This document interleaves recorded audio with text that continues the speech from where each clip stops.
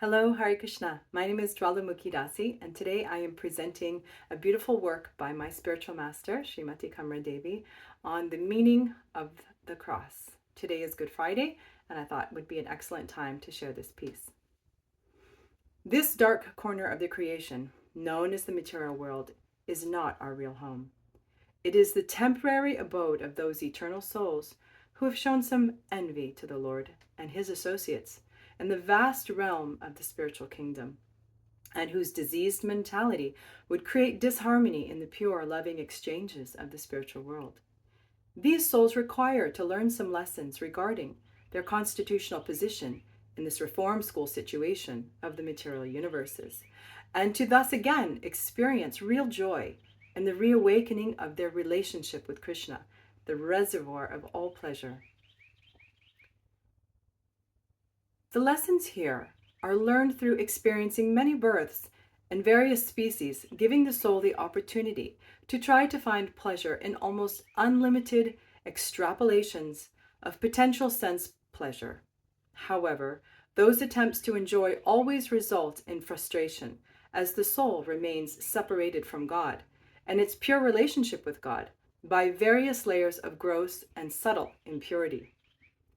There are also those compassionate souls who enter these dark regions of material existence by their own sweet will, saddened to see the severe sufferings of this world, or by the beckoning of the Lord, in order to enlighten these misguided souls as to what will make them really happy. Happiness is not found in the pursuit of the longings of the mundane mind, or in trying to satisfy the cravings of the material senses.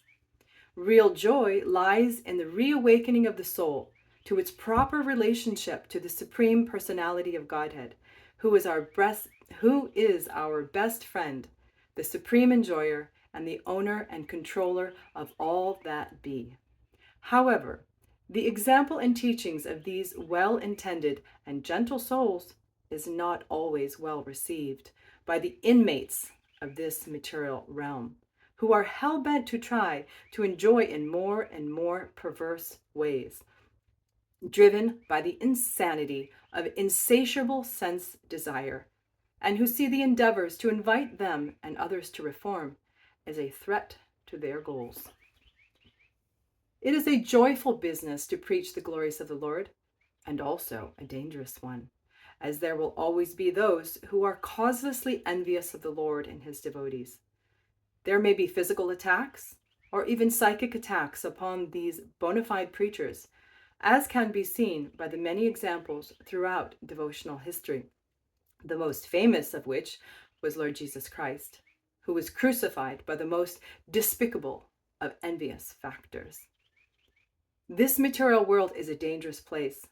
The veil of material covering over the soul in material existence is thick and seductive. By God's grace and the efforts of the pure teacher, that covering may be pierced. The pure teacher takes the risk of speaking strongly in order to cut through the layers of illusion for the sake of liberating those who are starving to hear transcendental truths, knowing that the reward may be crucifixion, literally or figuratively. The cross is that risk that the preacher takes, entering into the cesspool of this material world for the sake of the innocent. It is the obvious symbol of how the envious persons see the intrusion of purity into their world of illusory sense pleasure, and what their malefic intent is for the one who brings the message of love of Godhead into what they perceive as their personal domain. For one who teaches the science of love of Godhead to those who are ready to hear, that person is very dear to the Lord.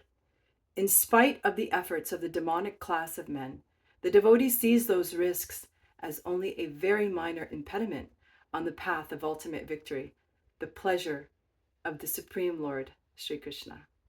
Thank you for listening, and I may make a follow-up video today, if my little beautiful angels will let me, concerning Srila Prabhupada's statements about Lord Jesus Christ and our connection to him in the Vaishnava Sampradaya. He is our spiritual master and has prepared the world for this message of love of Godhead.